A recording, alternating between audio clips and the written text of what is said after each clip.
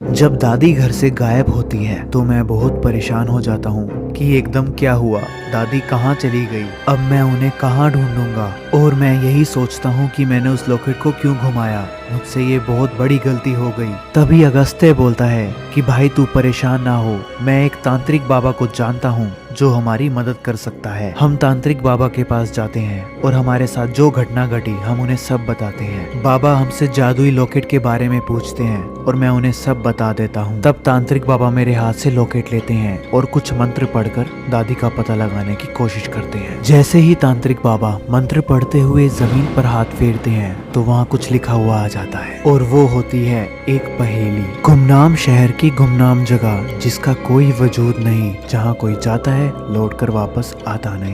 तो जैसे ही तांत्रिक दादी का पता लगाते हैं जमीन पर कुछ बना हुआ आ जाता है। ये गुमनाम जगह कहीं और नहीं हमारे सामने ही होती है। फिर हम बाबा का आशीर्वाद लेकर दादी को बचाने के लिए निकल पड़ते हैं। तभी बाबा बोलते हैं कि ये लॉकेट तुम मेरे पास रख जाओ, मैं नहीं चाहता कि तुम इस लॉकेट की वजह से किसी मुसीबत में पड़ जाओ। तो फिर हम वो लॉकेट बाबा को दे देते हैं। फिर हम आगे चल पड़ते हैं दादी को ढूंढने और हमें दादी मिल जाती है, लेकिन वो बहुत ही बुरी हालत में होती है। और फिर हम दादी को लेकर घर चले जाते हैं। दादी को जब होश आता है तो वो हमसे सबसे पहले लॉकेट के बारे में पूछती है। तो हम कहते हैं कि चिंता मत करो, वो सुरक्षित है। और जब मैं दादी से पूछता हूँ कि आपके साथ क्या हुआ तो दादी कहती है मुझे कुछ भी याद नहीं। मुझे ये सुनकर बहुत अजीब लगता है। तो जैसे ही रात को मेरी नींद खुलती है मैं देखता हूँ दादी काले कपड़ों में एक लॉकेट को लेकर मंत्र पढ़ रही हैं। पर ये क्या, ये वो लॉकेट नहीं है, ये तो कोई दूसरा लॉकेट दिखता है। ये सब देखकर मैं अगस्त्य के पास जाता हूँ और कहता हूँ भाई जिसे हम घर में लेके आए हैं वो मेरी दादी नहीं है। अगस्त्य पूछता है कैसे, तो मैं उसे सारी बात बताता हूँ कि मैंने कल रात को क्या देखा। फिर हम उसी सुनसान जगह दादी को ढूंढने के लिए निकल पड़ते हैं और हमें दादी मिल जाती है, लेकिन वो बहुत ही बुरी हालत और कैद में होती है। हम दादी को छुड़ाते हैं, उन्हें होश मिलाते हैं और पूछते हैं कि आप गायब कैसे हुए और वो काले कपड़ों में है कौन जो आपके जैसी दिखती है। दादी बताती है कि वो और कोई नहीं, वो उन्हीं की जुड़वा बहन है जो काला जादू जानती है। उसके पास एक लॉकेट है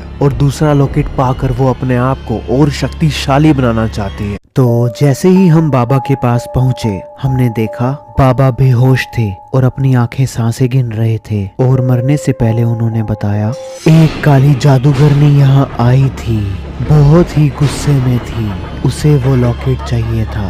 और यही नहीं, उसके पास एक लॉकेट और था जिसकी शक्ति के तौर पर वो मुझसे ये लॉकेट छीनना चाहती थी। लेकिन मैंने भी हार नहीं मानी, मैंने पूरी जी जान से इस लॉकेट की रक्षा करी, लेकिन उसके काले जादू के आगे मैं टिक नहीं पाया और वो लॉकेट उसने हासिल कर लिया और पहले से भी ज्यादा शक्तिशाली बनकर वो वहां से चली गई।